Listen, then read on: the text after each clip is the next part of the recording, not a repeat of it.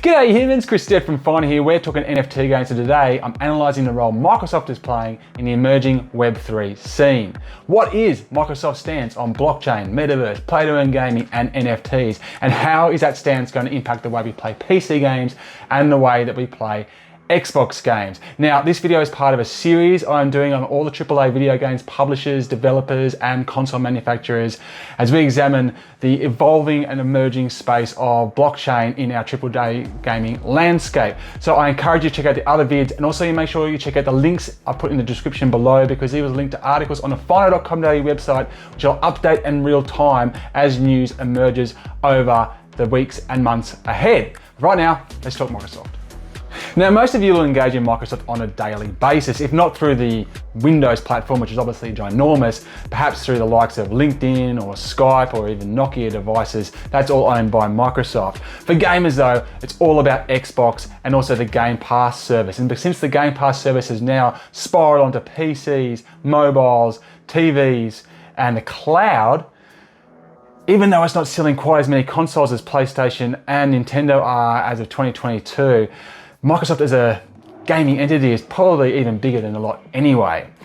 And they're just getting bigger and bigger and bigger too. In recent years, they've acquired Mojang, Bethesda, Activision, Blizzard, Ninja Theory, Obsidian, Double Fine, id Software, Machine Games, Arcane Studios, and many more on an absolute buying spree. The end result is an army of IP that's second to none. Halo, Forza, Gears of War, Sea of Thieves, Age of Empires, Minecraft, Call of Duty, Elder Scrolls, Perfect Dark, Fallout, Doom, Quake, Dishonored, Crash Bandicoot, Guitar Hero, Skylanders, Diablo, Warcraft, Overwatch, and plenty more. As you can tell, Microsoft's control of the biggest brands and games in the gaming industry is really starting to be the best there is.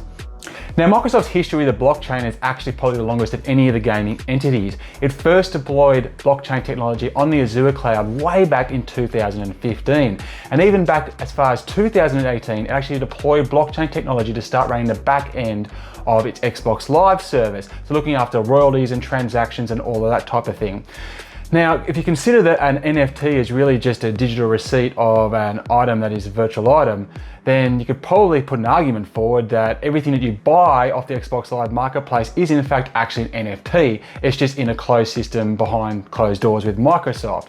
And so the fact that if you're an Xbox gamer, you're probably using NFTs already, at least in definition, if not in practice, may be a bit of a shock to a lot of you.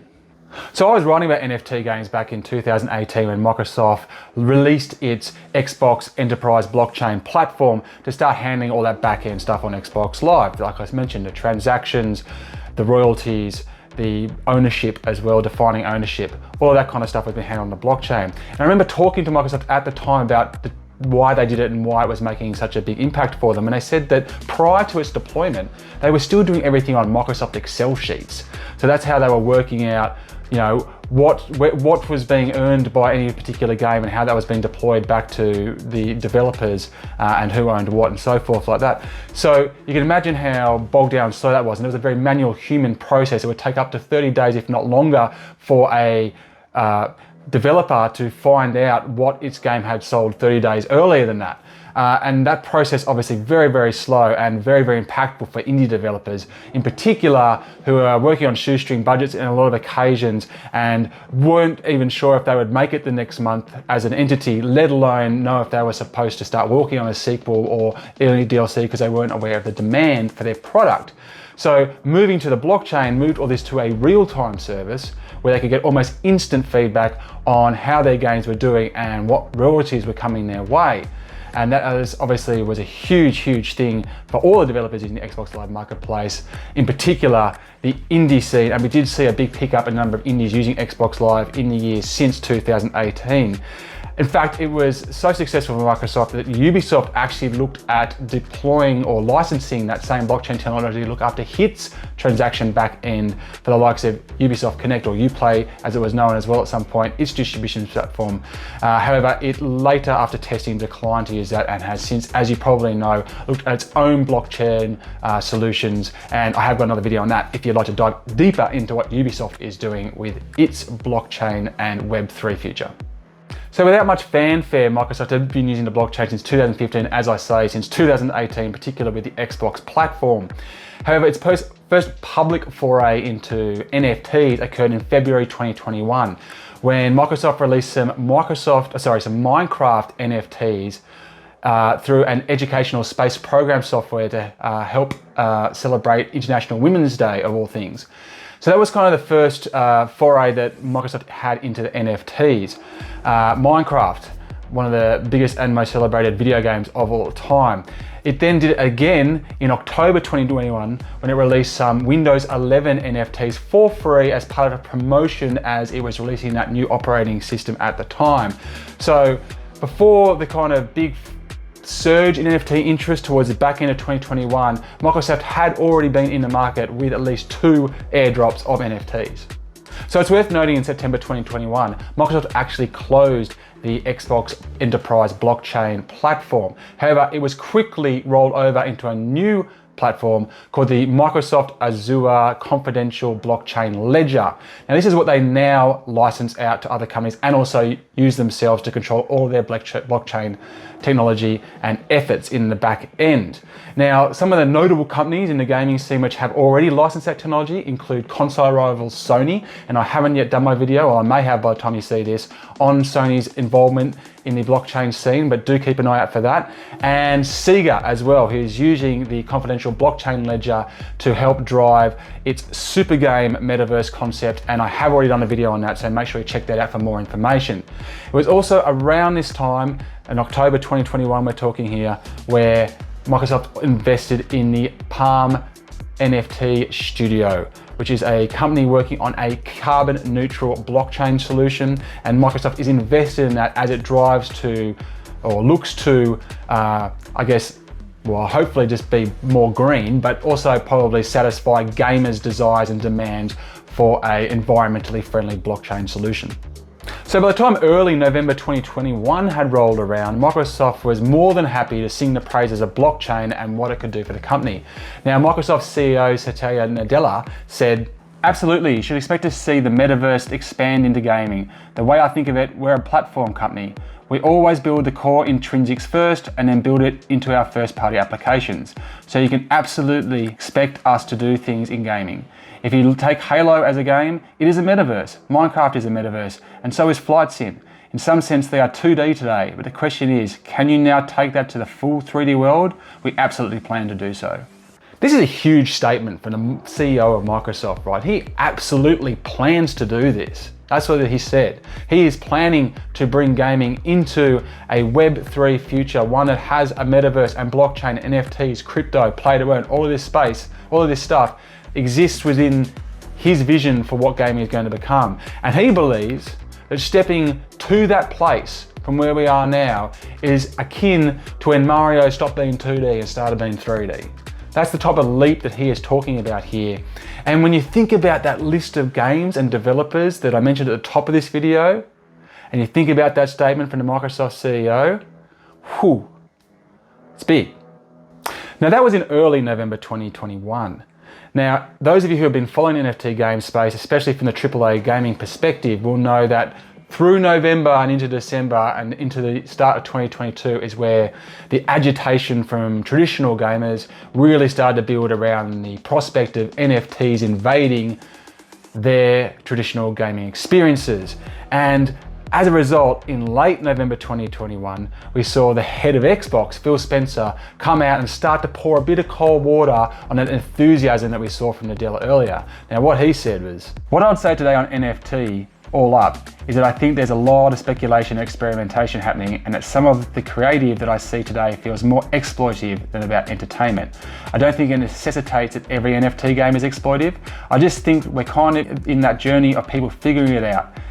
Anything we looked at in our storefront that we said is exploitative would be something we would act on.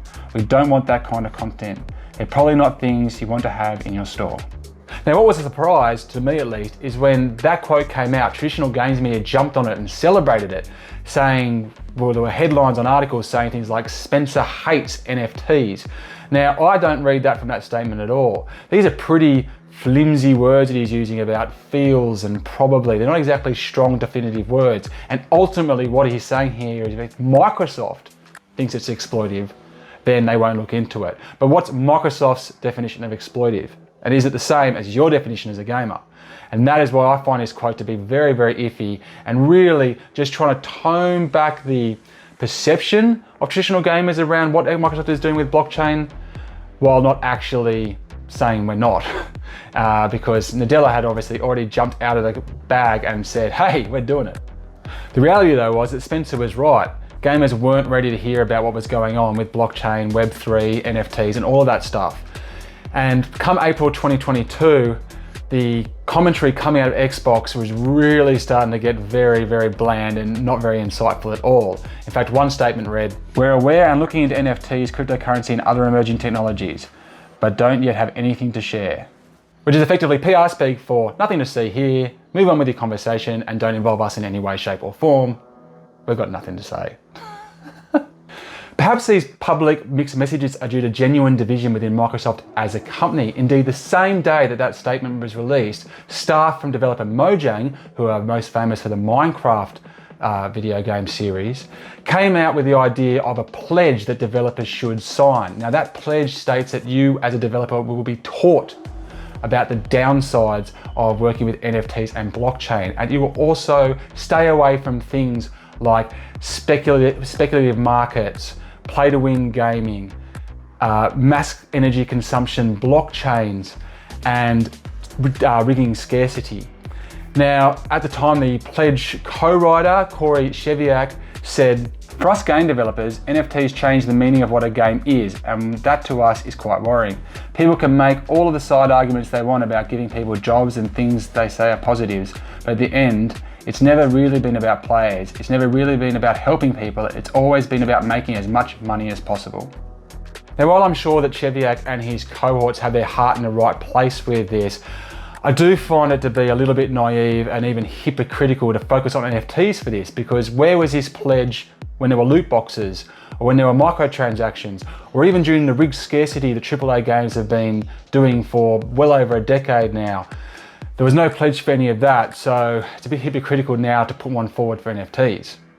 Xbox is playing it safe with gamers at the moment with an air of neutrality, but as you can see from the comments that I've said above and their early involvement with the blockchain technology, that simply isn't the case. Xbox is not only using blockchain technology and even licensing it to other developers, it's actively investing in blockchain solutions for the future. You can absolutely expect Microsoft and the Xbox to play a leading role in the shift and movement from traditional gaming into the Web3 scene, in particular with the metaverse and blockchain, but also potentially with NFTs and play-to-earn gaming as well. I'm Chris Stead from Finder. Thank you very much for watching my video. As I mentioned at the top, please make sure you check out my other videos on AAA video gaming scene, and also look at those articles below in the description, because they will be updated in real time as more news emerges about this very, very important and controversial movement that is happening in our beloved video games industry. As for me, until next time, happy gaming.